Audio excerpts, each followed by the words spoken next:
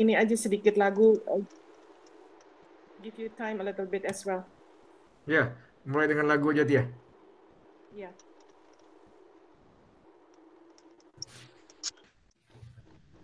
Oh, oke.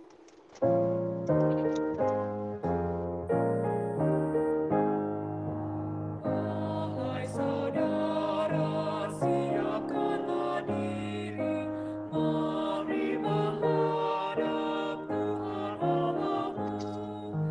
Mari saudara, satukanlah hati di dalam kurban Kristus Tuhanmu. Kita berdosa yang diundang pesta, memuliakan Allah Bapa kita. Marilah menghadap Tuhan Allahmu di dalam kurban Kristus Tuhanmu.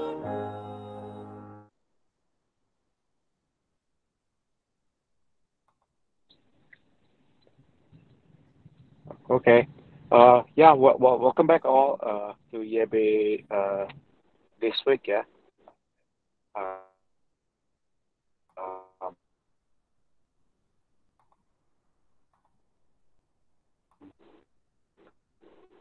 jadi untuk membuka singkat cerita untuk mulai membuka acara ini, hari ini merupakan sesi yang ke-10 ya. Sesi ke-10, jadi topiknya mengenai persekutuan para kudus. Apakah orang-orang kudus masih berarti bagi kehidupan modern? Gitu. Di acara ini kita akan kembali dibawakan oleh Romo Henry. Jadi pengumuman untuk nanti pas pembahasan bahan umat diminta untuk mute mikrofon mereka ya. Jadi nanti ada kesempatan Q&A nanti bisa di-unmute after that. Oke Romo, untuk ya just to save time, silakan Romo, aku kasih kendalinya ke Romo.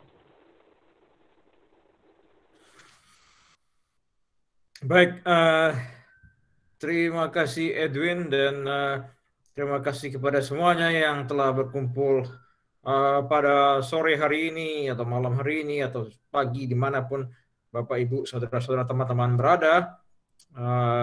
Kita ya seperti kata Edwin memasuki sesi ke-10 ini program musim panas ini. Mari kita mencoba mendiskusikan lagi Credo. Jadi hari ini kita akan mendiskusikan persekutuan para kudus. Sebelum itu kita mulai terlebih dahulu buka dengan doa penyerahan dari Santo Ignatius. Bapa, Putra, Roh Kudus. Amin. Ambillah Tuhan dan terimalah seluruh kebebasanku, ingatanku, pikiranku dan segenap kehendakku, segala kepunyaan dan milikku. Engkaulah yang berikan padamu Tuhan, kukembalikan. Semuanya milikmu, pergunakanlah sekehendakmu, berilah aku cinta dan rahmatmu, cukup hidup sudah bagiku. Amin. Yes, amin. Ya, jadi hari ini kita mendiskusikan tema persekutuan para kudus. Yang kita coba renungkan apakah masih ada maknanya ini terhadap kehidupan kita orang modern abad 21 ini. Ini sebenarnya berkaitan dengan diskusi-diskusi kita beberapa minggu yang lalu sebetulnya. Nanti saya akan kembali ke sana menjelaskan mengapa ini ada hubungannya. Tetapi sebelum itu kita melihat dulu dasarnya apa ketika kita membicarakan ini. Dasar kitab sucinya kita tahu ini ada apa yang dikatakan oleh Santo Paulus ketika itu di suratnya kepada umat di Roma maupun suratnya kepada umat di Korintus. Ya, ketika itu dia menggunakan analogi orang Kristen itu sebagai satu tubuh ketika itu, kalau Bapak Ibu ingat ya. Di Roma, suratnya kepada umat di Roma bab 12 ayat 4-13, maaf saya kutipnya bahasa Inggris ini, ya, yang mengatakan satu tubuh mempunyai banyak anggota ya, tapi mempunyai fungsi yang berbeda-beda, tapi semuanya satu tubuh dalam tubuh Kristus ketika itu. Di sini baru kemudian dibicara tentang berbagai macam-macam gift, talenta ya, ada yang bisa jadi profesi, ada yang dalam ministry, ada sebagai guru, ada sebagai pengusir setan, ada juga sebagai pemimpin dan sebagainya. Nah, nanti saya jelaskan mengapa di sini ya. Kemudian rejoice in hope, be patient in suffering, persevere in prayer. Ayat terakhir juga bilang gitu. Contribute to the needs of the saints, extend hospitality to strangers. Jadi panggilan kita semua jadi orang kudus di sini. 1 Korintus 12 ayat 12 sampai 27. Dia sama lagi, dia menggunakan istilah bahwa tubuh itu satu tapi banyak anggotanya. Nah, tapi satu tubuh dalam tubuh Kristus. In one spirit, we are baptized into one body, Jews or Greek, slaves or free, you're made drink in one spirit. Okay? Kemudian dia menjelaskan di sini, dia bilang tangan tidak bisa bilang, saya tidak bilang, saya bukan bagian dari tubuh. Sama juga, mata tidak bisa bilang, saya tidak bagian dari tubuh, segala macam seperti itu. Nah, kalau kita lihat di sini, dia mengatakan ada berbeda-beda, ya, ada berbeda-beda fungsi, ada perbedaan. Jadi di sini ada unity in diversity yang dimaksudkan oleh Santo Paulus. Jadi pada masa itu Paulus bukan hanya orang pertama yang menggunakan tubuh itu sebagai metafora. Banyak pemikir-pemikir ataupun filsuf pada zaman itu juga menggunakan tubuh ini sebagai metafora untuk menjelaskan banyak hal, terutama unity in diversity, ya, perbedaan dan persatuan, yang satu hal yang paling susah sebetulnya kita mau, how to build unity in diversity, ya. Nah, di sini dia bilang satu level itu satu tubuh banyak bagiannya, ya, tapi semua satu Kristus. Sisi lain dia bilang gitu, kita semua sudah dibaptis dalam satu tubuh, sehingga minum satu roh tadi. Jadi dengan pembaptisan kita dan Ekaristi yang kita jadi satu, ya. Nah, tapi maksudnya ini apa hubungannya dengan persekutuan para kudus tadi, kan masih belum jelas ini.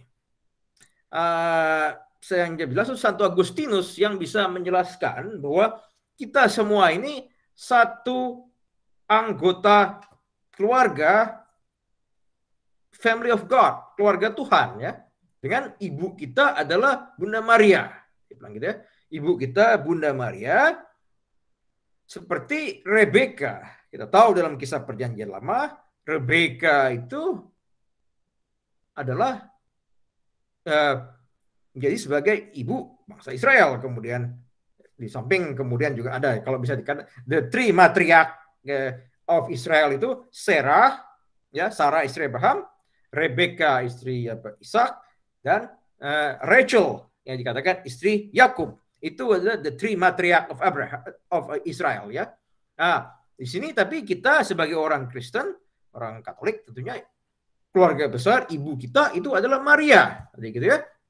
Nah, jadi the family of saints, karena kita semua anak Maria, jadi sebenarnya kita ini satu anak-anak orang kudus. Jadi kita semua ini the family of saints, ya.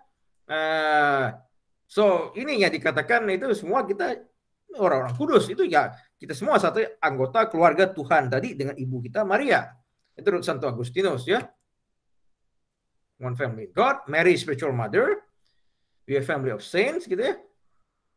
Maka itu kita mendiskusikan gereja sebagai sebetulnya, kalau bahasa Inggris, kalau bahasa Indonesia memang tidak ada perbedaannya, he, she, segala macam seperti itu, ya. Tapi dalam bahasa Inggris itu the church itu her, ya. Definisinya itu the she, the mother of church. Maka itu kita semua sebagai anggota gereja, kita dengan apa? Ini adalah the children of saints. Kita anak-anak orang kudus tadi. Kalau kita sudah dibaptis seperti itu dengan Maria sebagai ibu kita, one family in God, ya. Nah, jadi di sini dia kembali Agustinus itu ke tema itu. Tema unity among the saints. Unity tentang orang-orang kudus. Kita semua sebagai orang-orang kudus dipersatukan oleh Roh Kudus, kata dia, kan. As pater familias, or family God's children. Kita semua anak-anak Tuhan. Di sini ya, jadi di sini yang dikatakan persekutuan para kudus tadi itu. Ya. Anggotanya bisa bermacam-macam. Nah, ya ketika itu kan, nah, kalau dulu ini seperti angkat oleh Pak Susilo beberapa minggu yang lalu tentang Tower of Babel itu, the confused tongues, ketika itu mereka tidak bisa. Tapi sekarang yang mempersatukan kita itu adalah kita adalah berbicara satu bahasa iman dan satu doktrin sebetulnya. Doktrin tentang ya Tritunggal Maha Kudus dan basic dan utama juga credo ini semua. Kita bicara satu bahasa iman. Juga doktrin Tritunggal Maha Kudus dan juga lain sebagainya yang dikeluarkan oleh gereja secara resmi. Nah, orang yang terpisah dari situ yang menolak itu semua, itu mereka sudah terpisah dari persekutuan para kudus tadi. Karena kita semua ini sebagai anak-anak Tuhan sudah dipanggil untuk menjadi orang-orang kudus tadi sebetulnya. Jadi tanpa Holy Spirit ini tanpa kita memutuskan terpisah, tidak percaya lagi kepada credo ini, tidak percaya lagi kepada ajaran iman gereja, ya sudah terpisah, sudah bukan lagi bagian dari communion of saints tadi. Ya. Nah terus kemudian Christ the King, ya Kristus Raja yang berkuasa atas semuanya. Nah, kita tahu bahwa Agustinus itu dia selalu melihat dua dalam konteks dua, ya dua kelompok manusia atau dua, dia bilang dua keturunan Adam. Yang satu itu kepada keselamatan, yang satu kepada ya damnation, ya dikutuk. Dua komunitas yang berbeda kata dia. Yang satu itu keturunan Adam yang kita memang dikuasai oleh dosa, tapi melalui pembaptisan kita disucikan, become sancti, gitu ya, become orang kudus. Jadi keturunan Adam yang baru, the new Adam, ya. Sementara yang tetap berdosa itu ya, that's the things that they will choose their own path. Ya kita disucikan juga karena Yesus ketika itu telah menjadi manusia dan membebaskan kita. Maka dia bilang sini ada new humanity, new universitas. Universitas yang kita sebut the university here atau di US bahasa Indonesia universitas, ya, unity in diversity. Kita semua berbeda-beda tetapi satu gitu.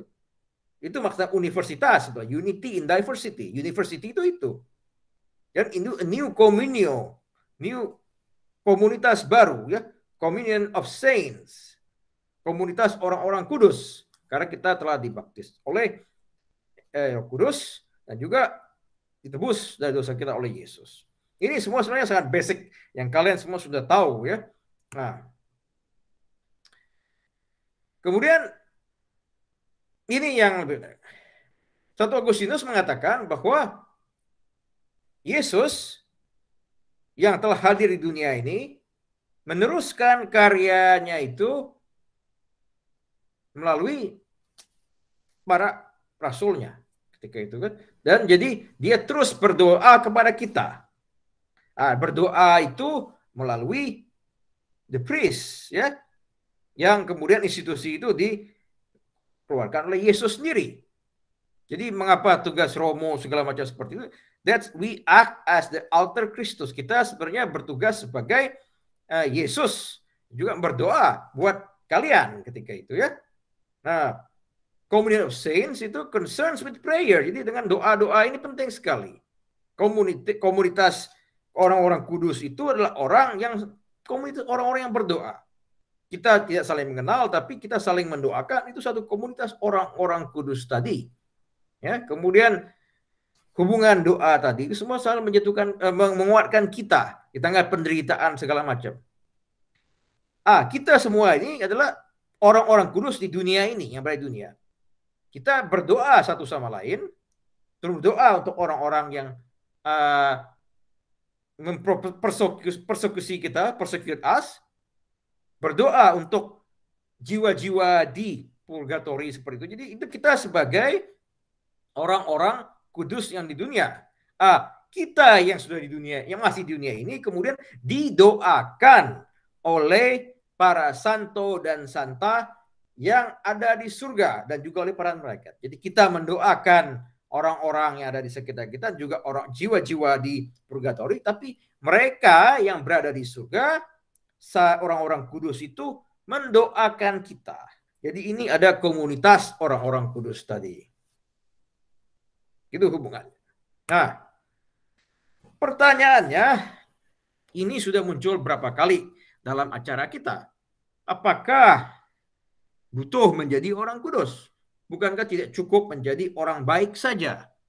Ada yang tanya dan sering tanya seperti itu. Dan juga orang-orang di luar juga mengatakan, buat apa jadi orang Katolik atau orang Kristen? Apa dibaptis? Buat apa capek-capek gereja? Saya berbuat baik saja. Berbuat baik. Ya? Bagaimana kita melihat itu? Apakah dengan berbuat baik kita bisa menjadi orang kudus tadi? Nah, kita lihat apa yang dikatakan Yesus. Di Matius, itu cerita orang muda berkata, Guru, apa yang harus perbuatan baik, apa yang harus kulakukan mendapat hidup kekal? Ya. Kemudian Yesus menjawab, mengapa kamu bertanya kepadaku tentang kebaikan? Hanya satu yang baik. There's only one who is good. Hanya satu orang yang baik itu. Kalau kamu ingin masuk kehidupan kekal, keep the commandments. Jalankanlah 10 perintah Allah. Ya. Itu di Matius. Di Markus dan di Lukas dikatakan oleh Yesus, mengapa kamu menyebut aku baik? Kata dia. No one is good but God alone, kata Yesus. Jadi makna baik ini tidak gampang. Jadi orang sering mengatakan saya berbuat baik. Ya. Baik itu maksudnya apa? Pertama. Kedua, dengan berbuat baik belum tentu ya karena kamu sudah menjadi orang kudus. Mengapa begitu? Ya, mengapa berbuat baik tidak cukup? Karena Yesus tadi mengatakan kan, dia bilang there's only one good who is good. Ya. John Paul II, Santo Yohanes Paulus II mengatakan bahwa dalam tulisnya Veris atau Splendor, dia mengatakan kalau kamu berbuat baik saja itu tidak cukup karena masih there's no fullness of life. The final end ketika itu perfect happiness itu tidak ada. Karena kamu mengatakan berbuat baik tapi masih banyak misteri kehidupan yang tidak bisa kamu selesaikan. The goodness itu you cannot define it alone. Karena the goodness is only God. Maka itu the fullness, kepenuhan dari kehidupan itu. Dan kehidupan dan perfect happiness itu hanya di Tuhan. Yang tidak bisa hanya kamu lakukan dengan perbuatan baik saja. Berbuat baik ketika itu belum tentu akhirnya membuat kamu bisa berbahagia. Atau have the meaning of life. Berbuat baik saja itu masih banyak yang dalam kehidupan kamu yang kurang, dalam itu kompleks, hubungan dengan sesama, hubungan dengan keluarga, hubungan orang tua segala macam ya. Ya, dan apa baik itu maksud kamu ketika itu kan? Karena kamu tidak bisa menentukan makna baik itu. Hanya berdasarkan apa yang kamu inginkan saja atau ya kamu definisikan baik itu. Ya. Sekarang tantangannya apa? Buat orang kita hidup modern ini. Kita hidup abad 21, di sini di Silicon Valley, atau juga di mana lah di Indonesia, katanya sudah mau juga bikin another version Silicon Valley seperti itu. Ya silakan saja mau ikut mencontoh Silicon Valley ya. Indonesia juga mau buat bukit algoritma atau apa ya, silakan lah itu. Tapi kita hidup di abad 21 ini, agama itu dijadikan sebagai sentimen ya, feeling, perasaan, subjectivity. Apa yang saya inginkan yang bisa memuaskan saya gitu. Saya ingin mencari yang terbaik yang bisa memenuhkan hasrat saya. Jadi di sini image-nya adalah semacam supermarket ya.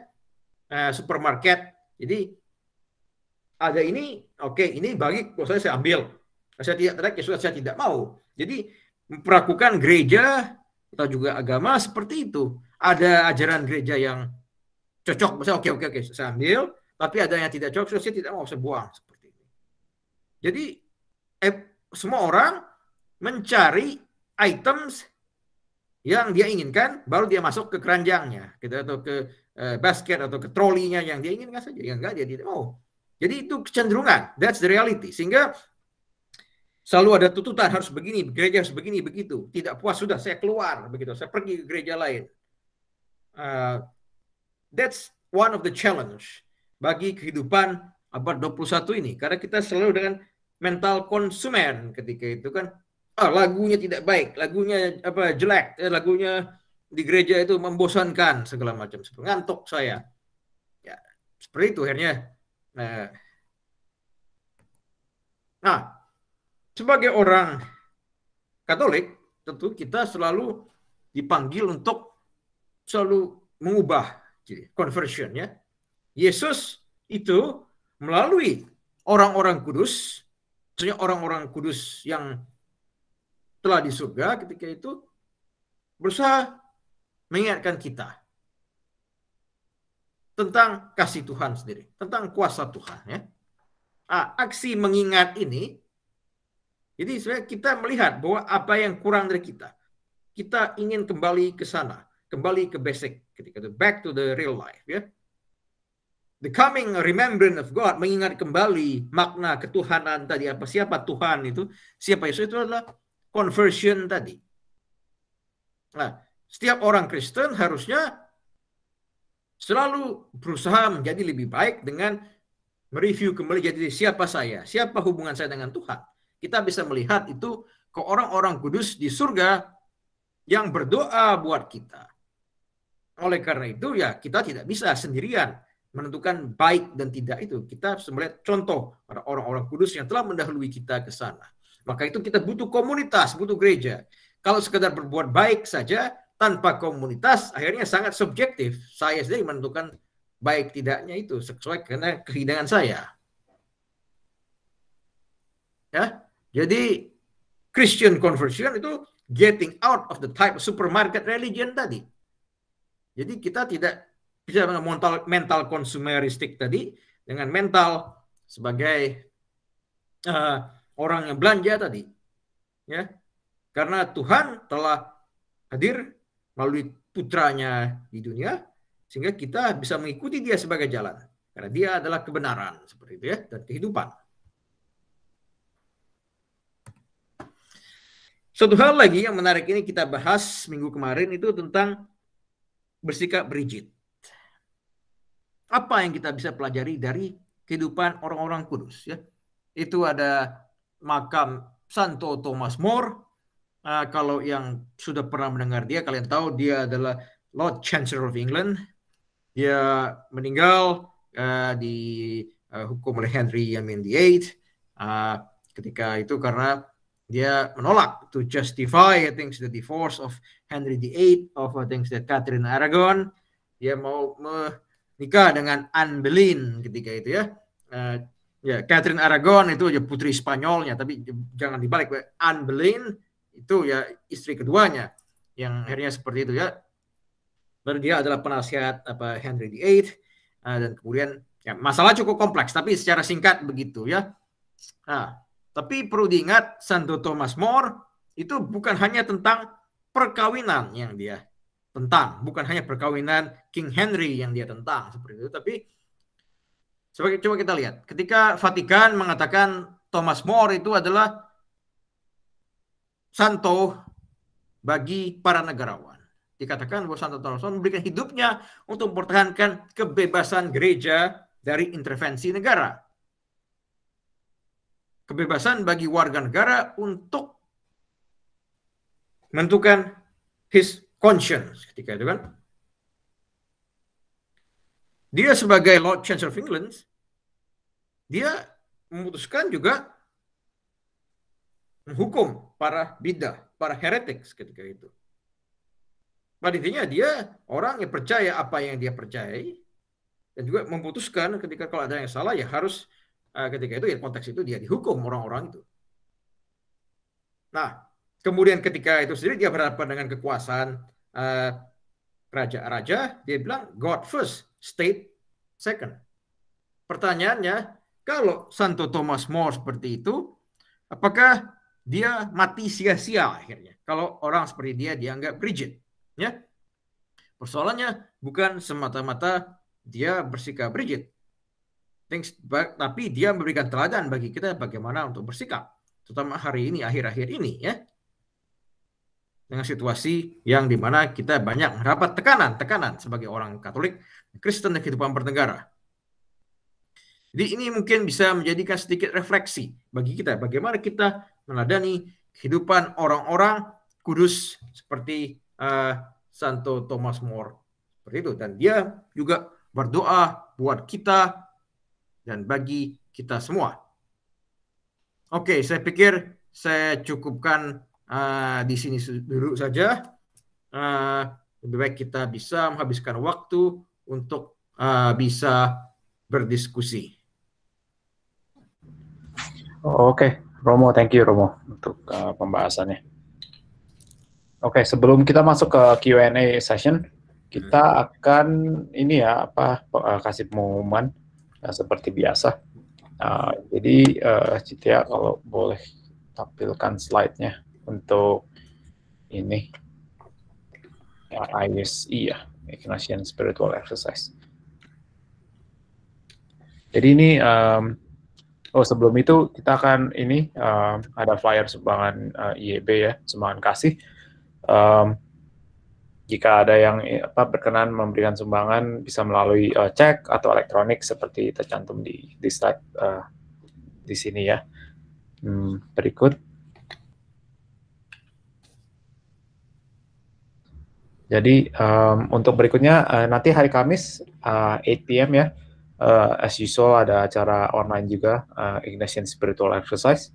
Jika yang ingin bergabung bisa biasa kita kasih linknya di WKUCU announcements ini ya, WhatsApp group ya. Jadi kalau ada yang mau bergabung bisa di situ, or we also have like that signals group too. Jadi kalau mau dapat up to date news about WKUCU events bisa bergabung di grup tersebut. Lalu as usual next week we're gonna have itu the next session ya, sesi 11 IEB. Jadi kalau nanti masih penasaran mau berlanjut, kita bisa move on to the next session. And then lastly, seperti yang tadi saya umumkan di misa, nanti ada acara retreat OMK. Jadi kalau ada yang tahu ingin bergabung bisa kontak Eric Januar. Kalau tidak ada nomornya nanti bisa ping aku. Nanti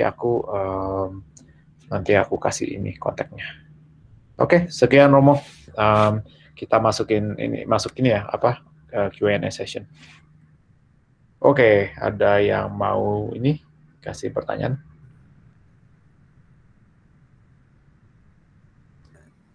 Deng. Diam semua nih. Oh ya. Oh ini kontaknya Eric Januar, si Mayo kasih di chat. Mana Mayo? Oh itu. Apa Mayo mau sekalian nanya nih?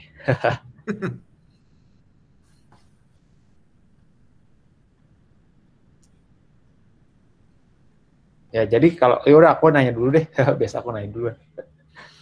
Ya silakan. Ini Romo, mungkin lebih ke tadi ya, kadang-kadang yang Romo bilang tadi,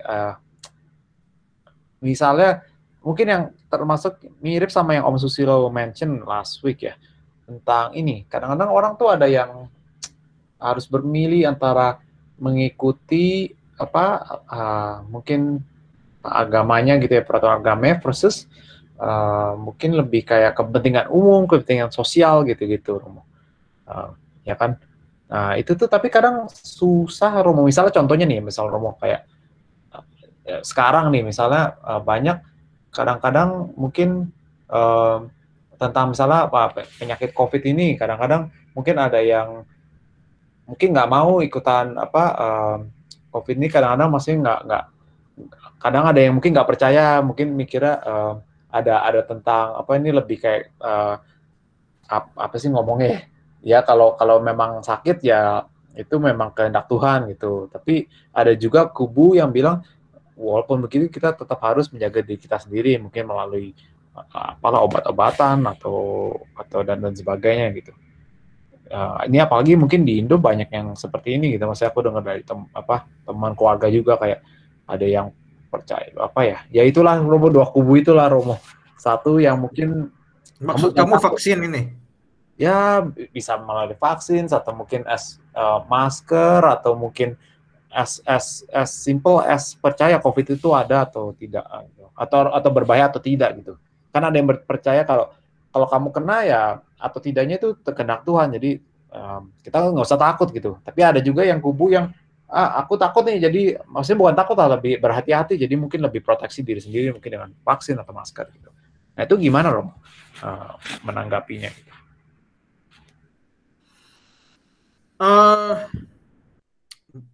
Saya perlu klarifikasi itu pertanyaan kamu itu, karena nggak bisa tanya vaksin karena ini begini, itu hal yang berbeda sebenarnya. Pertama begini, tentang COVID sendiri, bahwa gereja selalu mengatakan bahwa we have to believe the things that with faith and also reasons, including science ya. Sebagai orang yang beriman tentu kita ya bisa percaya bahwa God will protect us segala macam with our faith begitu, and give us good health, nah, segala macamnya itu kita bisa percaya seperti itu. Tapi gereja tidak pernah melarang kita dan bahkan mengajarkan bahwa kita juga memang harus menggunakan akal sehat yang diberikan oleh Tuhan kepada kita.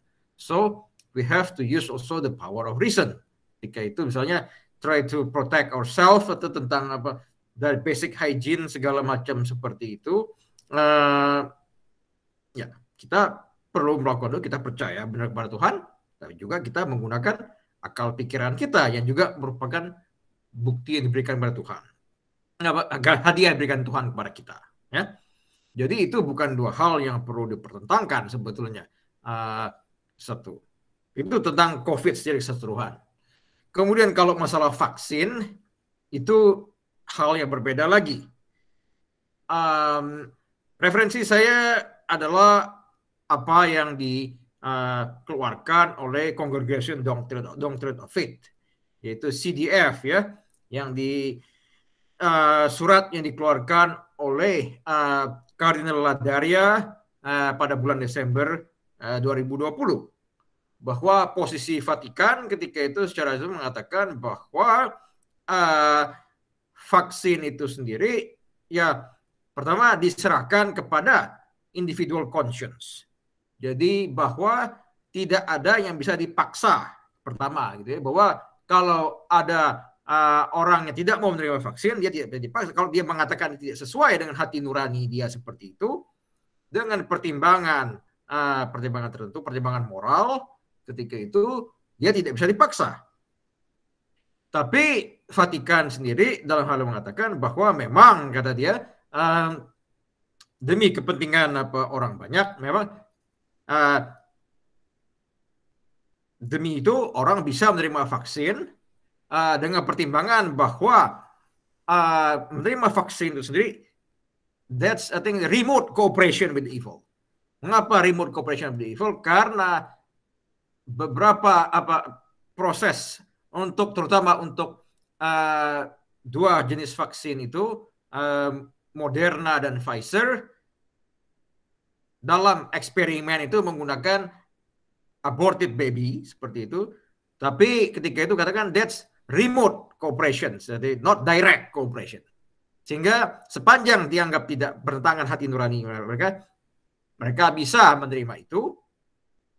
Tapi Vatikan tetap mengatakan kita tetap mengusahakan agar bisa dilakukan terobosan-terobosan baru, membuat vaksin yang tidak menggunakan sel dari aborted baby, ya. Jadi itu posisi yang dikeluarkan oleh Vatikan.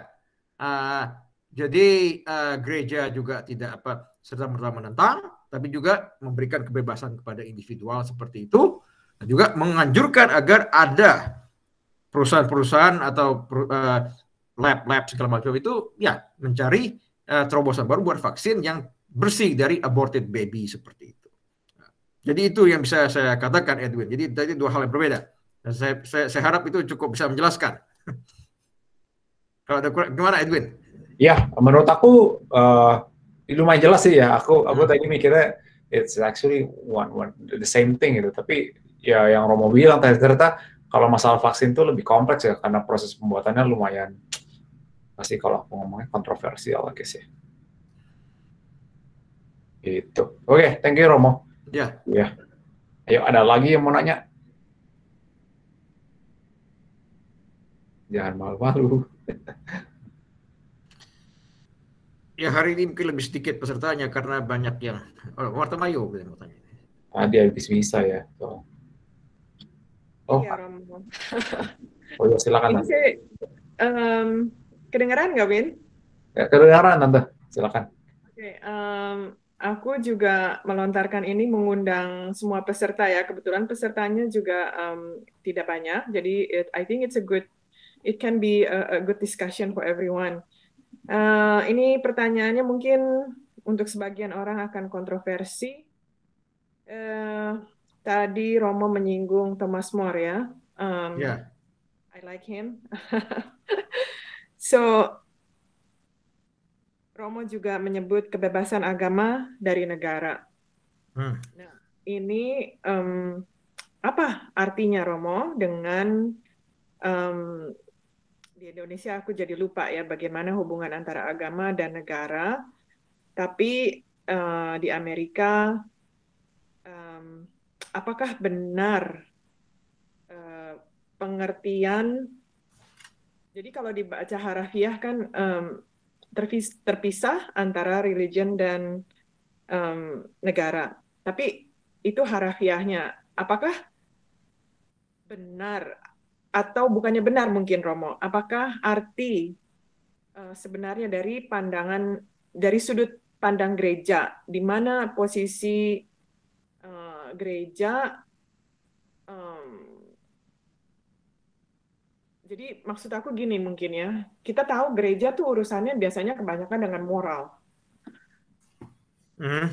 Tetapi belakangan ini maksud saya negara mencampuri urusan moral yang seharusnya kalau bukan mungkin kasarnya kalau aku bilang bukan kriminal nggak usah ikut campur lah gitu kan. Tapi kenyataannya that's not the reality. Kenyataannya justru negara banyak sekali mencampuri urusan moral dan belief sebuah agama. Begitu aku mau mulai dari situ, kembali ke pertanyaannya, ini aku juga mengundang yang lain ya, kalau memang menjadi interest of, ada yang menjadi interest dari yang pendengar saat ini. Tapi aku mengundang Romo dulu, sebetulnya bagaimana sih sebetulnya pengertian yang harus kita artikan yang sebenarnya gitu loh di Amerika, Romo. Oke, thank you Marta Mayo. Ini karena ada dua Mayo sini. Thank you Marta Mayo ini. Cuma ini cukup kompleks. Saya kan tapi berusaha bisa singkat dan padat menjelaskannya. Kita bicara, satu sisi ada konstitusi Amerika yang melindungi kebebasan beragama, ada establishment clause and then freedom of expression, freedom of religion clause. Itu dua clause yang berbeda. Ya. Establishment clause itu tidak ada established religion. Ya. Dalam artian ya tidak ada ya like the Church of England itu di Inggris ya.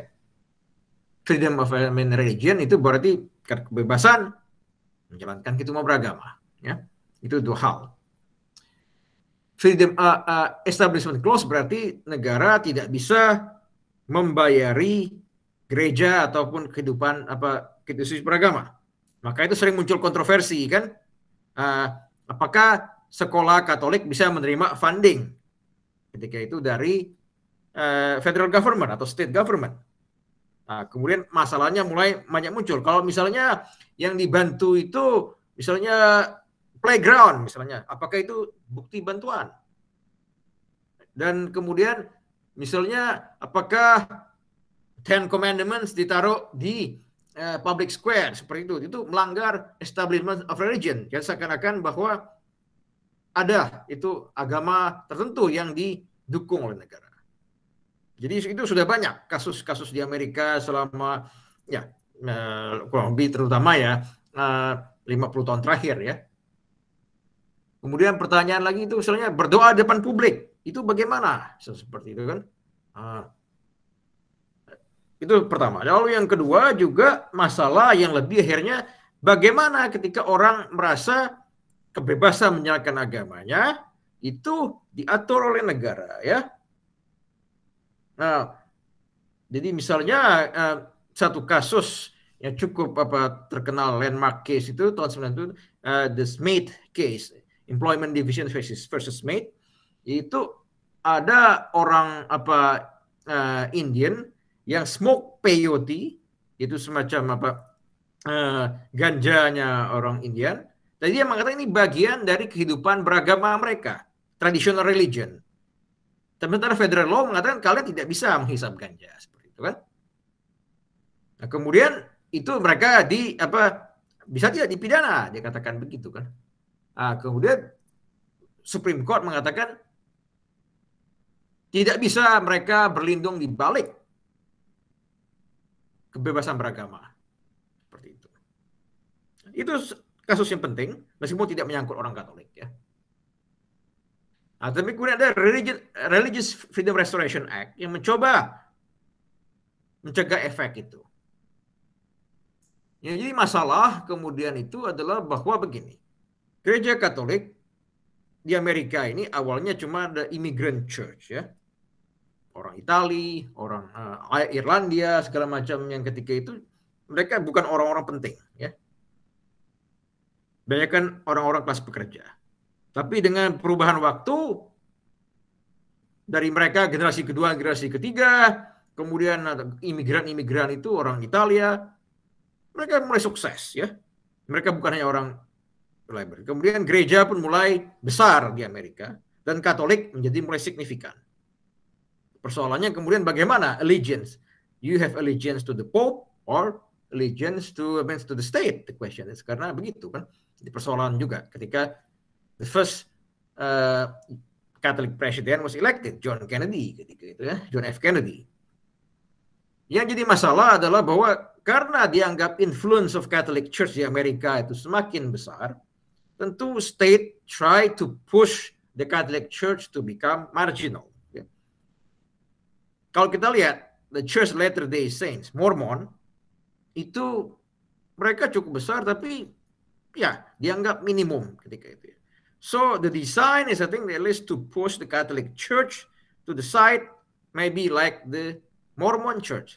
So we don't have to make a noise anymore. Kalau saya itu arahnya ke sana sebetulnya. Maka kemudian yang ketika itu mulai terjadi adalah Obama yang try to destroy the equilibrium karena for many years seems that everything live peacefully between the church and the state, Catholic Church in the US. Ya silakan saja negara berbuat apa, tapi yang penting kita bisa menjalankan kehidupan kita sendiri. But with the contraception mandate yang dikeluarkan oleh Obama itu mengubah semuanya. Bahwa misalnya karena institusi Katolik harus dipaksa menyediakan contraception yang abortifacients itu kepada pegawainya dan itu yang sudah mulai mengubah semuanya segala macam seperti itu. Dan terus kemudian berlanjut lagi akhir-akhir ini kan masalah COVID ini. Kalau di sini sebenarnya gereja Katolik lebih banyak diam sebetulnya. Yang lebih banyak maju itu adalah gereja-gereja Protestan yang menang di Supreme Court segala macam itu gereja Protestan sebetulnya. Jadi kurang lebih begitu biasa saya katakan dinamikanya ini. Mayu adalah hubungan gereja Katolik di Amerika konteksnya seperti itu bahwa konstitusi memang melindungi secara teori, tapi masih panjang ceritanya. Kasus terakhir itu adalah kasus di mana foster care di Philadelphia, ketika itu Catholic foster care yang menolak menyalurkan anak-anak ke same sex couple ketika itu ya. yang keputusannya baru diputuskan Supreme Court beberapa bulan yang lalu, di mana US Supreme Court mengatakan State of Philadelphia tidak bisa memaksa Catholic foster care untuk menyalurkan anak-anak itu ke same-sex couple kalau mereka menolak karena itu tidak sesuai dengan their faith, Catholic faith. Yang jadi masalah kan orang sering mengatakan, lah itu kan bukan bagian dari kehidupan beragama, kata dia kan. Karena orang sering mengatakan kehidupan beragama itu hanya sekedar worship in the church, hanya dalam gereja. Kalau begitu ya memang iya, tapi kita tahu bahwa kehidupan beragama itu bukan hanya ke gereja saja. Bahwa itu juga manifestasi dari iman mereka ketika mereka tidak mau menyalurkan anak-anak itu ke foster parents yang same sex couple ketika itu, karena mereka tidak percaya. Itu juga bagian keluarga, bukan hanya ke gereja itu. Jadi kurang lebih begitu saja saya bisa jelaskan, Mayo, sedikit pengantar ini tentang situasi ini. Situasi di Indonesia tentu lebih kompleks ya, karena Indonesia itu statusnya dia bukan negara agama, tapi juga bukan negara sekuler. Status Indonesia itu begitu masalahnya. Karena neither theocratic or nor secular state, yang statusnya cukup unik dan juga membingungkan sebetulnya di Indonesia itu. Tapi itu saya pikir diskusi bisa different days untuk itu. Kecuali kalau ada tertarik untuk mencoba mendiskusi. Oh, banyak yang angkat tangan ini, Edwin sudah. Iya, sudah Romo. Iya, Mayo, Tante Mayo, sorry. Ya mungkin nanti diskusinya, iya, lanjutkan nanti. Yeah, it's good. No, this is good. Silahkan, justru mungkin kita mau dengar dari yang lain ya tentang ini. Thank you, Romo. Yeah. Okay, thank you all. Okay, next, I think in the queue, Om Arsian ya, silakan Om. Habis itu Mayo ya. Ya, selamat malam Romo. Ya, Arsian, selamat malam. Atau pagi ya, di Indonesia. Saya ingin tanyakan sebenarnya itu hubungan negara dengan agama ya. Ya. Kalau tidak salah, Goh Tok Tong atau Lee Kuan Yew pernah katakan, janganlah negara ikut campur dalam agama, dan agama jangan turut campur dalam negara. Ini pun yang kira-kira juga dianut oleh rakyat Tiongkok kali ya. Kedua, kaitannya, apakah ini ada kaitan atau enggak, saya sendiri kurang paham, bahwa waktu soal Tuhan katakan soal dinar itu, berikanlah kepada Tuhan hak Tuhan, dan kepada negara haknya negara. Jadi bukankah negara tugasnya adalah untuk sejahterakan rakyat, tetapi agama tugasnya adalah untuk keselamatan jiwa setelah kita meninggal nanti. Jadi ini memang agak susah menurut saya nih, batasan antara tugas negara dan tugas agama. Tapi kok saya lebih condong kaitannya bahwa seperti di Singapura itu ya, jangan Tuhan turut campur, jangan agama turut campur dalam negara, dan negara turut campur dalam agama. Bagaimana pandangan Romo hal ini? Oke, terima kasih Pak Arsian. Yang ideal memang seperti itu. Dan begini, kalau kita melihat sejarah sebetulnya pemisahan agama dan negara itu mulai terjadi secara radikal itu ketika setelah revolusi Prancis kan, setelah revolusi Prancis di mana mereka menghilangkan ketika itu pengaruh agama, namanya gereja di sini ya, dianggap terlalu mencampuri urusan agama segala macam seperti itu, sehingga kemudian dipisahkan total, dan juga kemudian agama sebenarnya kecenderungannya dihilangkan seperti itu dari kehidupan publik ya. Dan itu terjadi kemudian separation between the church and the state ketika itu ya.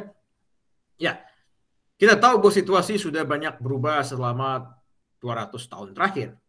Ya, bahwa ya gereja sendiri tidak berambisi lagi ketika itu untuk terlibat seperti pada abad-abad pertengahan untuk menjalankan ya peran politik ketika itu ya. Bahwa kita tahu bahwa ya gereja ya the church main concern is salvation, keselamatan jiwa-jiwa seperti itu ya.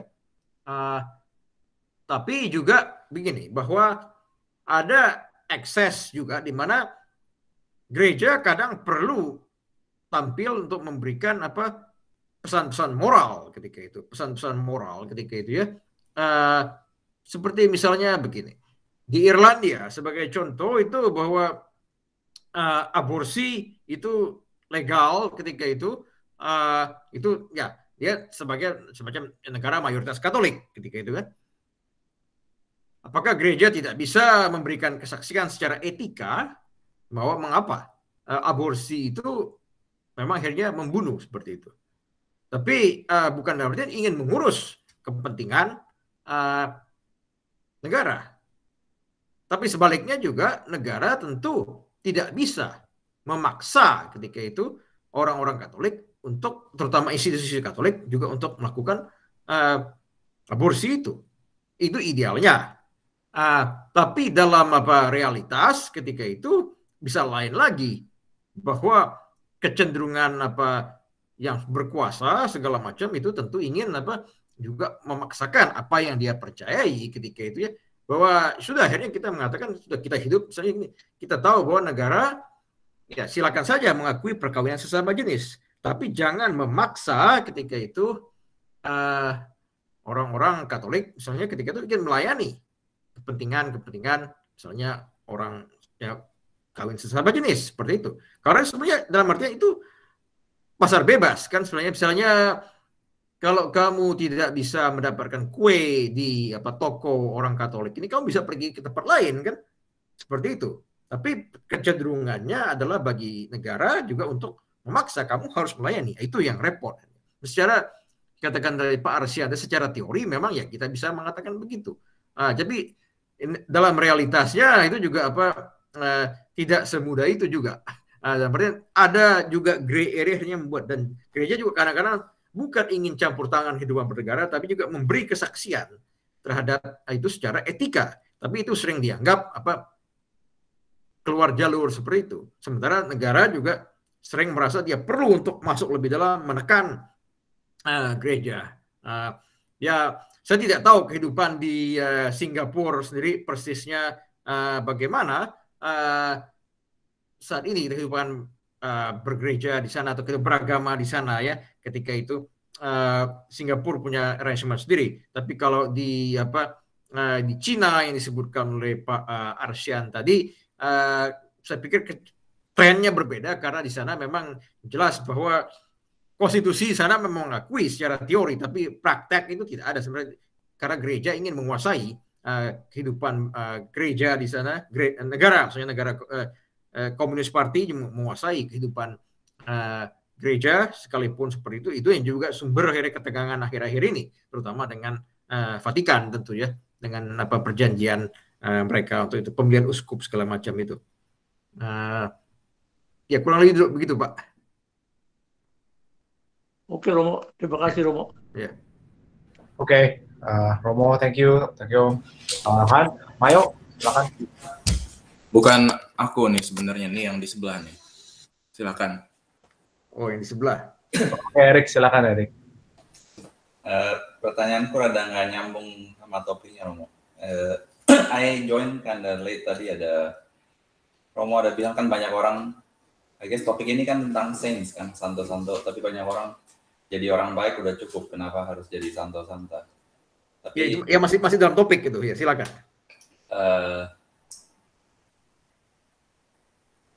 Argumenku or pertanyaanku ya kadang jadi orang baik itu kayak gimana dulu? I mean, I guess itu unsur awal, prinsip jadi orang baik dulu baru ngomongin tentang moral atau agama. Tapi kadang kita nggak bisa agree antar sesama itu orang baik itu kayak gimana sekarang. Jadi yang ngomong baik tidak baik aja udah nggak ada yang sama. Gimana mau ngomongin tentang agama dan moral? Teori relativism intinya, Romo. Terus pertanyaan kamu apa? Ya buat kita yang orang ini, maksudnya ya menurut Romo apa yang, ya bagaimana jadi orang baik itu? Buat kita yang kalau memang orang Katolik. Oke, ya, tadi kan sudah saya katakan memang apa yang sudah kamu sebut sudah katakan bahwa pertama definisi baik itu what do you mean by good? Karena Yesus ini bertanya gitu, what do you mean by good? Ketika why you call me good? Ketika itu kata Yesus bertanya apa yang dikatakan baik itu. Jadi bukan hanya sekarang, sejak dulu pun definisi baik itu ya sudah berbeda-beda antara berbagai macam kelompok, ketika itu berbagai macam suku bangsa. Kata orang Israel itu the Roman seek for glory, ketika itu kan karena kebaikan itu bagi orang-orang Romawi ketika itu adalah ya you die in a battlefield, you die for your country. Sementara bagi orang-orang Yunani the good is the wisdom, you have a intellectual wisdom, itu baik, itu seperti itu. Kemudian orang-orang Hebrew, orang-orang Yunani baik itu ya you follow the commandments, ketika seperti itu. Jadi sudah beda baik-baik itu kan, itu bukan hanya sekarang, sebetulnya sejak zaman dulu sudah terjadi pertentangan definisi baik itu. Nah, pertanyaan kamu kan what do you mean tentang baik, ketika itu kan tentang zaman baik sekarang, untuk yang zaman sekarang ya kan, ya benar yang mau bilang dari dulu beda-beda. Kebaikan sebagai orang Katolik gitu kan. Iya. Begini, Yesus sendiri mengatakan bahwa you should love your things that your God and your neighbor. That's the basic ya. Dia refer to Old Testament. Kalau kita we look at the basics, kita melihat apa yang kita jangan kita berpikir dulu lebih banyak bahwa seperti misalnya apa yang dilakukan oleh WKICU ini. Last year we have start with the 10 commandments, ketika itu kan 10 perintah Allah itu I think that can we really live with that 10 perintah Allah, hidup dengan itu, apa yang perintahkan Tuhan kepada kita. Itu the basic dulu ya. Karena pertama kita sering lupa apa itu perintah Allah. Kalau saya mengatakan perintah yang ke-6 itu apa, juga banyaknya yang itu harus cari dulu, misalnya ke internet seperti itu. So that's I think the basic. I think that how do we live? I think that our life with the commandments that yang diperintahkan Tuhan kepada kita, seperti itu kan. Baru tahap berikutnya ya bahwa kita bisa kemudian juga menjalankan ketika itu apa yang oleh gereja sendiri ketika itu tentang hal-hal basic lain, seperti misalnya credo ini. Do you really believe in that? Ketika itu kan, do you really believe that satu persatu item ini? Itu ya, mungkin kelihatannya ini klise, tapi orang juga sering tidak menghayati lagi. Jadi apa tidak tahu. Tadi kita bahas apa yang saya percaya sebenarnya sekarang ini. Dan kemudian tentang doa-doa yang basic diajarkan sendiri. Bagaimana misalnya doa Bapa kami itu, ya. Doa Bapa kami itu sendiri itu sudah kita ucapkan berulang-ulang. Tapi apakah kita percaya memang betul kalimat per kalimat itu seperti itu? Apakah kita bisa hidup meneladani apa yang dikatakan Yesus seperti itu? Karena Yesus mengatakan itu bukan hanya sekedar mengatakan, dan kita mendoakan itu bukan sekedar mendoakan. Jadi itu the basicnya dulu. Baru setelah we have the faith, I think itu kan faith itu karena that's why I believe. This is I think I want to live the commandment from God. Saya percaya apa doa ajarkan Yesus kepada kita. Setelah itu baru kita out of faith tadi, karena kita sudah punya fondasi yang kuat, kita tahu apa percaya, baru kita bisa mencintai orang-orang tetangga kita tadi itu. Jadi act of charity itu sebenarnya coming out of the means that what we believe in. Ketika itu bukan hanya itu yang membedakan kita. Soalnya saya tanya ketika itu begini,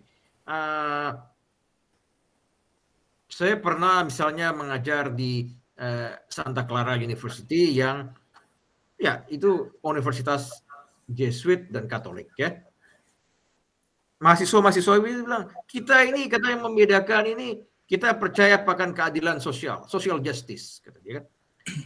Terus jawaban saya begini,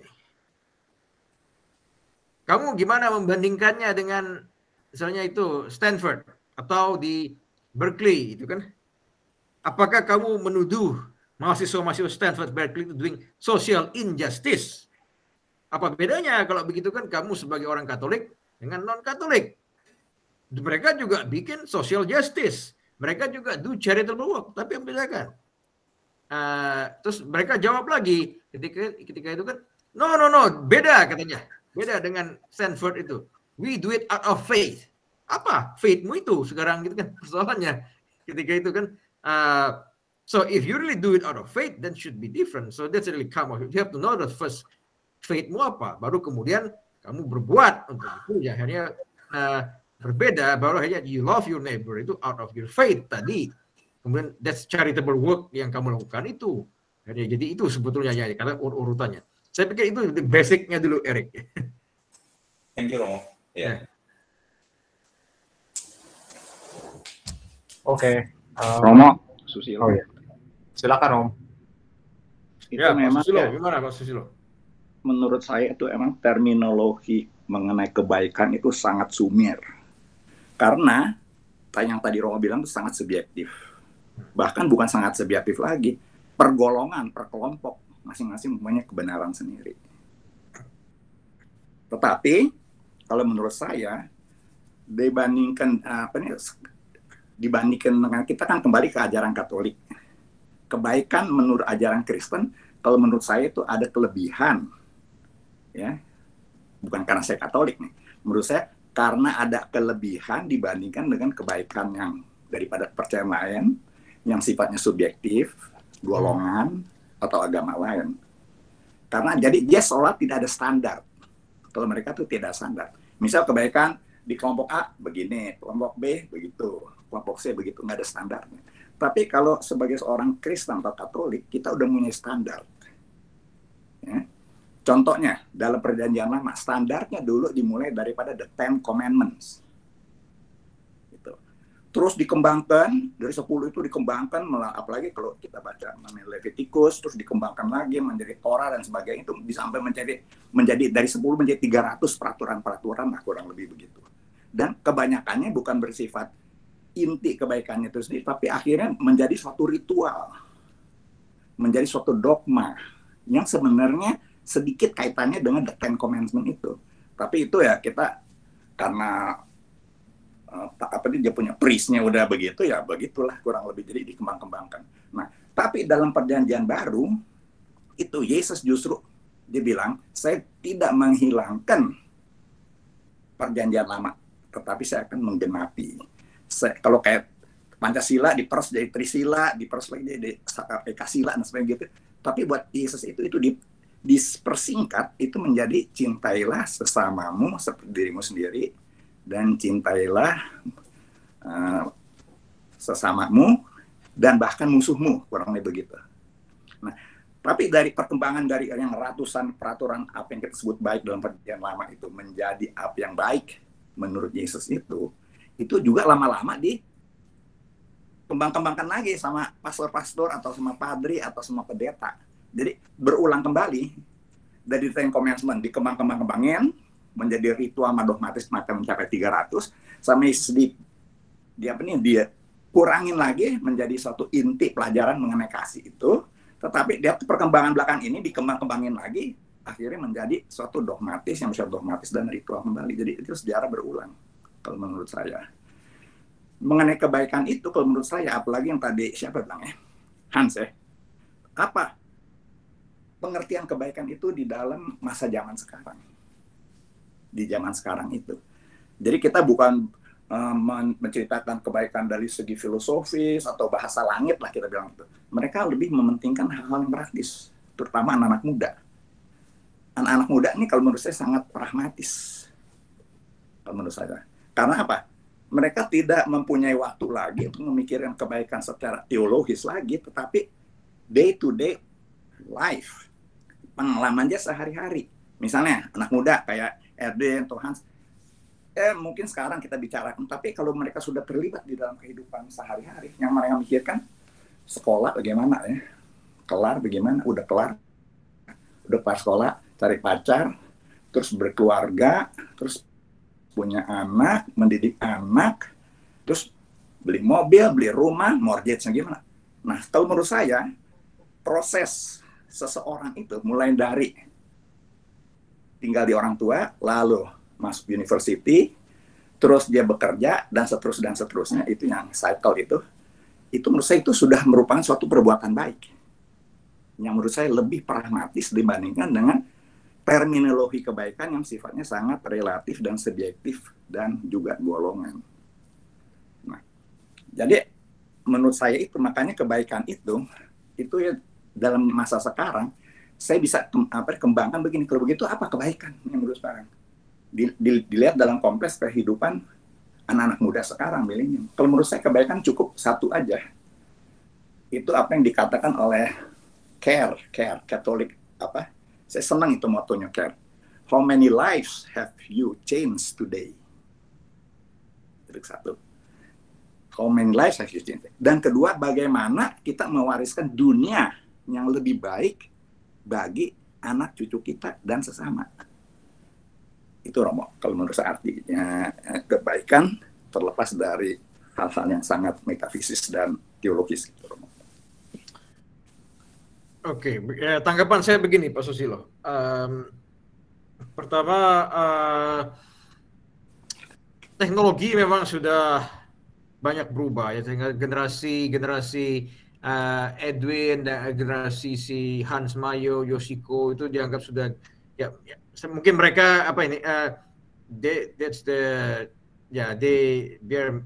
millennial, or I'm part of generation X, gitu, mereka generation Y mungkin atau border saya tidak tahu nih, kelihatan atau mungkin bukan millennial atau that's who is millennial, I don't know here.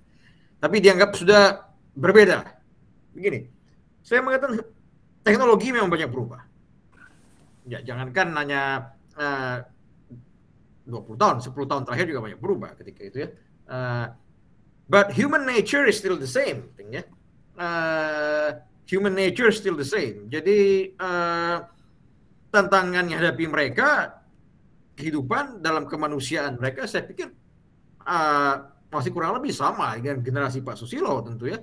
Ya tentu memang ada sedikit-sedikit beda, tapi human nature yang bisa tergoda, that's greedy, or things that try to can be corrupted, atau juga that's a good human nature yang bisa return to conversion, semua itu ada, masih sama saya pikir. Sehingga tantangannya masih kurang lebih sama, meskipun memang dunia sudah berubah dalam banyak hal, tapi manusia belum banyak berubah sebetulnya. Karakter kemanusiaan kita ya masih kurang lebih sama. Itu pertama. Lalu yang kedua tentang itu. Jadi begini, orang sering mengatakan bahwa buat apa sebetulnya mengapa gereja sibuk mengurus aborsi? Mengapa mengurus same-sex marriage? Itu kan tidak ada kitab suci. That's I think is very stupid argument. Ya memang banyak yang tidak ada di kitab suci ditulis oleh Yesus seperti itu. Tapi bukan berarti mengapa gereja sibuk melarang kontrasepsi, sibuk melarang, tidak ada di kitab suci katanya. Ya betul ketika itu, tapi menjadi guru agama juga tidak ada di kitab suci, dan kitab suci juga tidak bilang harus ke gereja atau institusi gereja seperti itu. Yesus itu seorang Yahudi, ketika he live as a Jews ketika itu, tidak bisa membacanya seperti itu. Ya, kalau Yesus datang sekarang ya dia tidak kenal ini gereja sekarang, tapi that's not really the way we think. Bukan itu. Ya kalau begitu kita sangat everything is based on the Bible, itu bukan Katolik lagi ketika itu. Kalau hanya melihat seperti itu ya buat apa juga ada gereja akhirnya seperti itu, karena Yesus tidak pernah bilang ada gereja. Tapi adalah bahwa apa yang tradisi tadi itu bukan hanya kitab suci tapi juga tradisi. Jadi mengapa ada ajaran-ajaran gereja tentang segala macam seperti itu memang bagian dari tradisi. Bukan hanya sekedar repetition bahwa apa ya katakan itu, bahwa Torah sering disalah artikan sebagai hukum atau terjemahan Indonesia hukum Taurat. Kalau ada yang pernah mengikuti apa saya sampaikan di OMK ketika itu How to Read the Bible, ketika itu that's wrong interpretation. Basically Torah is not about hukum. Torah itu sebenarnya instruksi yang hanya ketika itu. Kemudian memang ada penafsirannya.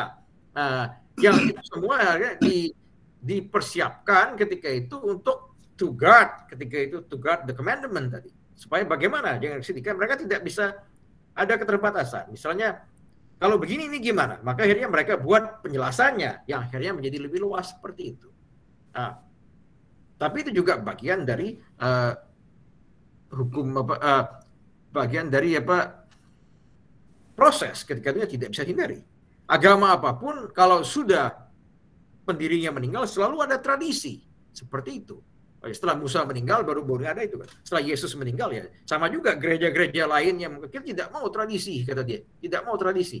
No, after pendirinya meninggal, apapun gereja Protestan itu juga ada akhirnya tradisi-tradisinya. Setelah Martin Luther meninggal, mereka juga bikin tradisi-tradisi sendiri meskipun dalam artinya mereka menolak.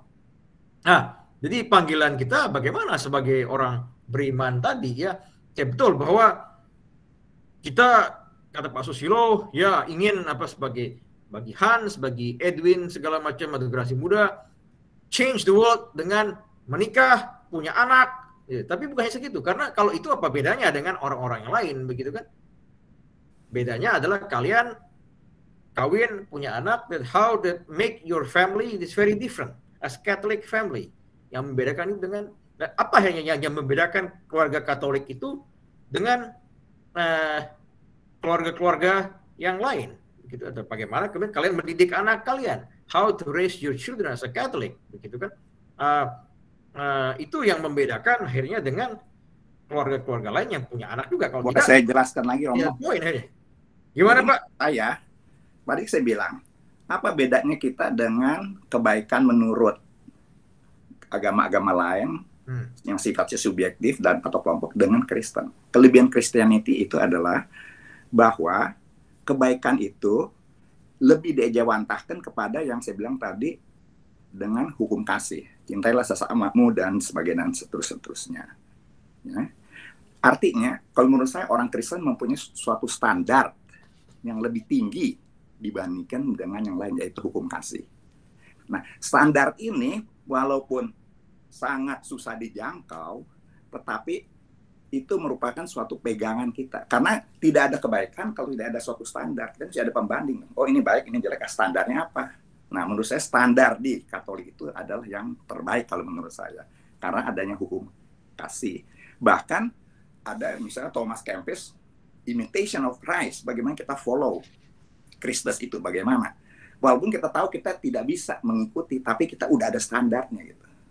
Jadi bukannya tadi saya bilang, kayak generasi milenial itu cuma kawin anak, dan bukan maksud saya ya, tapi itu menurut saya itu sudah merupakan perjuangan mereka, itu sudah merupakan satu kebaikan asal mengikuti standar-standar yang sudah ditetapkan, yang saya bilang tadi itu standar yang tinggi itu.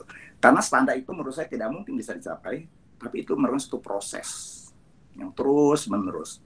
Yang saya bilang waktu lagi kemarin tuh mengenai apa nih, yang the cycle of water itu selalu ada saat kita reborn kembali. Kalau Roma bilang tuh the new chapters of your life, itu saya sangat terkesan sama Roma. Setiap saat kita harus membuat suatu new chapter of your life. Untuk mempunyai satu chapter lain, apa kita mesti ada pegangan. Pegangan itu standar itu, Romo. Ya, betul. Begini, imitation of Christ, that's good. That's I think kita semua tentu strive for that.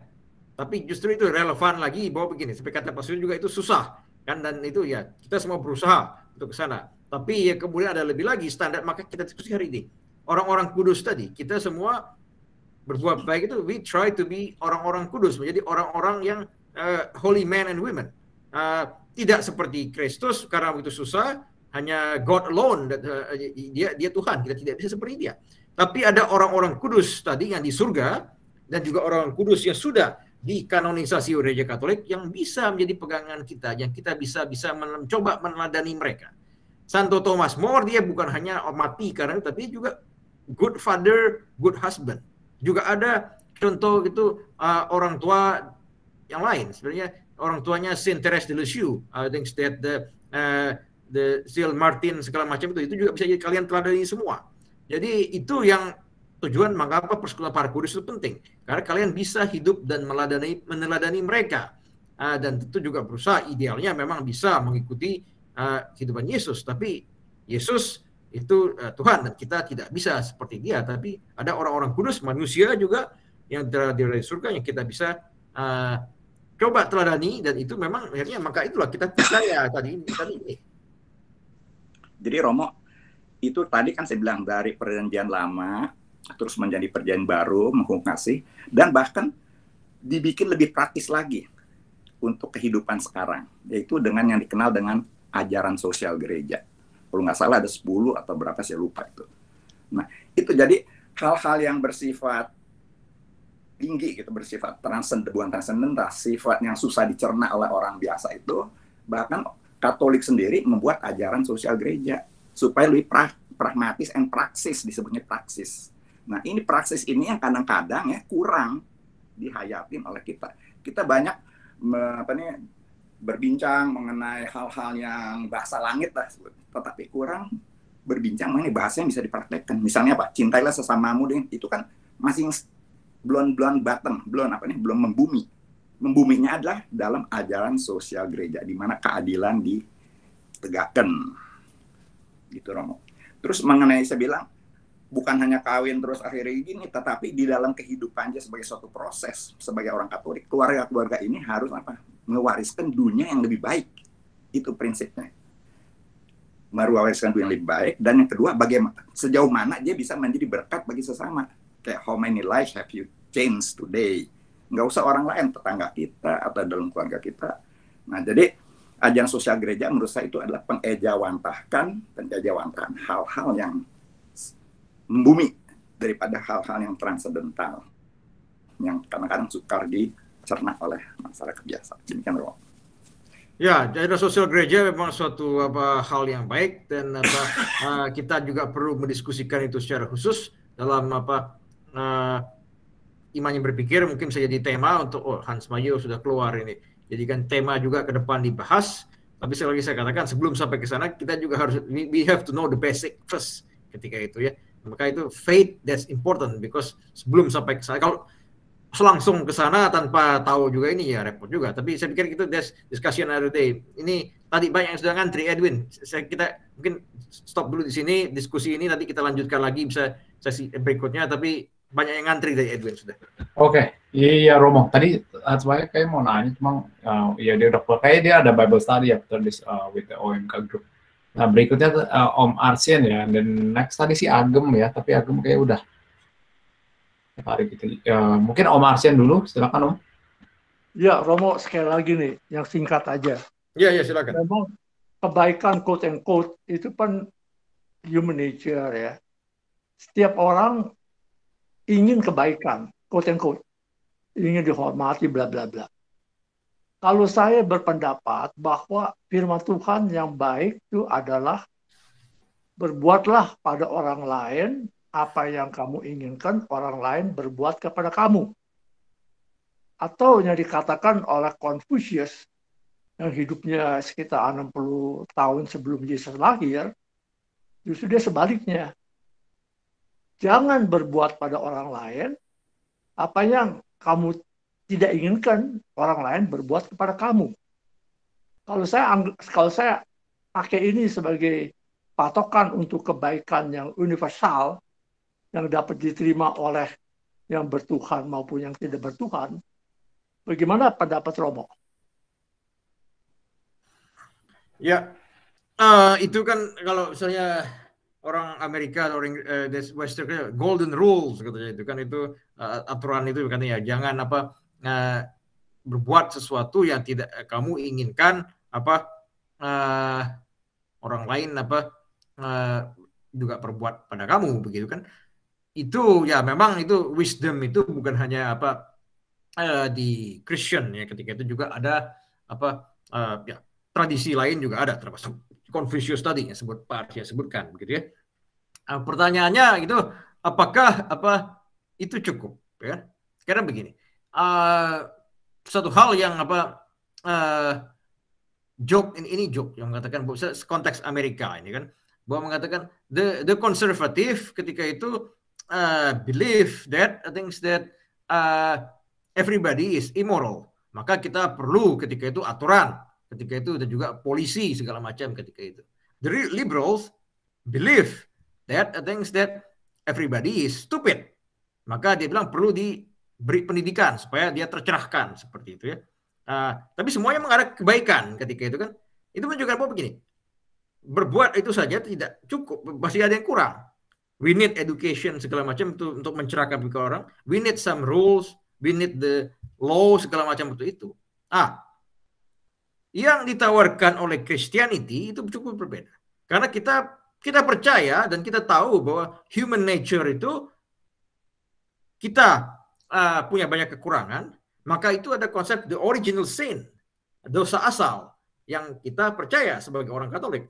Mengapa dosa asal itu? Karena we believe that human beings things can be stupid and can be immoral ketika itu kan. So that's why I think that juga bisa bodoh dan tidak perlu pencerahan, dan juga bisa berbuat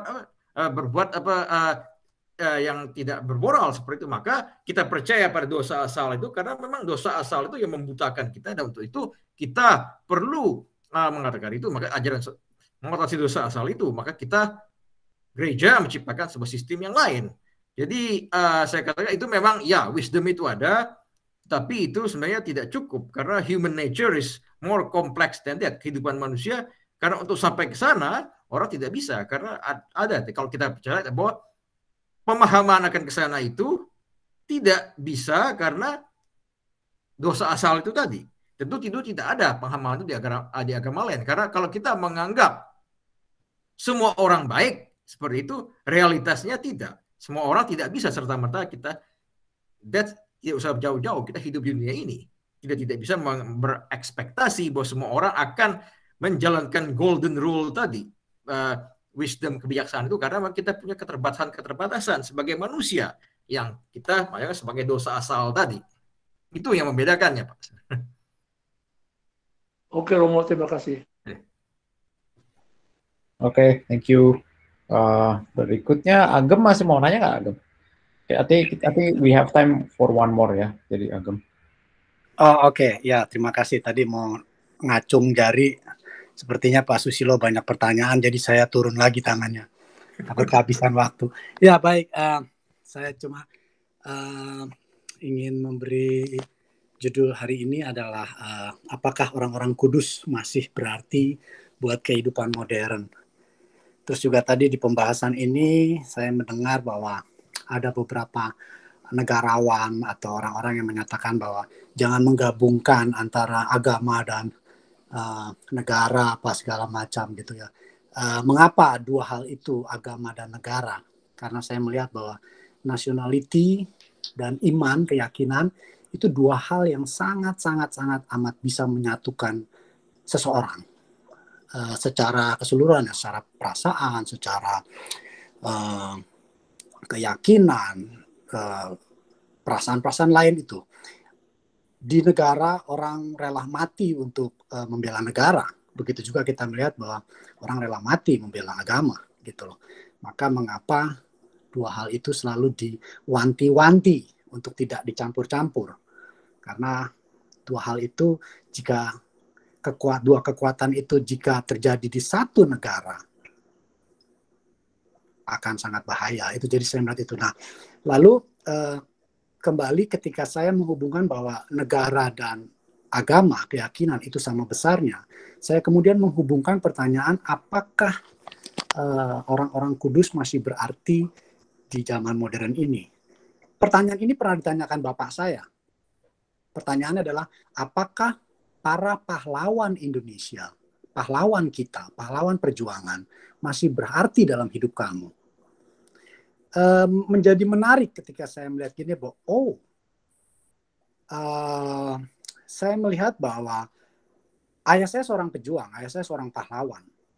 saya mengenal seorang pahlawan, saya mengenal perjuangannya, saya mengenal tekadnya, saya mengenal rasa cintanya kepada negara, saya mengenal rela berkorbannya dia untuk orang lain, bukan untuk dia ya, untuk orang lain, otomatis untuk negara, ya untuk sangat banyak orang. Begitu juga perjuangan para orang-orang kudus ini. Saya melihat bahwa dia cinta terhadap agamanya, keyakinannya, dalam artian apa yang dia yakini yaitu Tuhannya. Dia membela itu mati-matian sampai akhir hayatnya mati.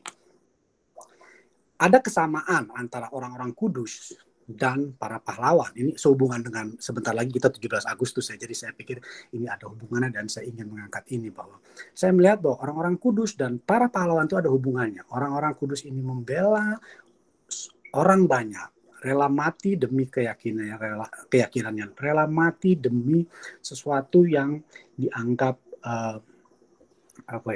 sesuatu yang diyakininya. Begitu juga pahlawan.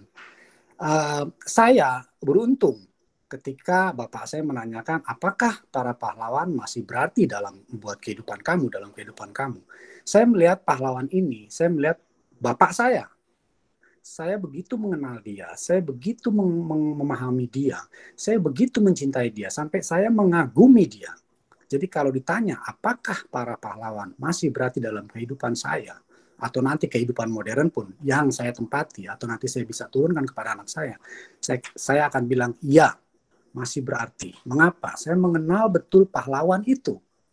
Saya mengenal betul sang pahlawan.